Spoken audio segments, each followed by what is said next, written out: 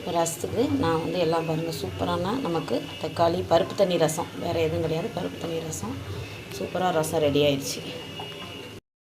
இப்போ நம்ம ரசம் தாளிச்சிக்கலாம். நான் புளி தக்காளி எல்லாமே போட்டு இந்த மாதிரி கரைச்சி வச்சுட்டேன். இப்போ ரசத்துக்கு மிளகு, சீரகம், வெள்ளைப்பூடு, இப்போ வந்து பார்த்திங்கன்னா கருவேப்பிலை எல்லாம் வந்து வரமிளகாய் எல்லாம் போட்டு வதக்கியிருக்கேன்.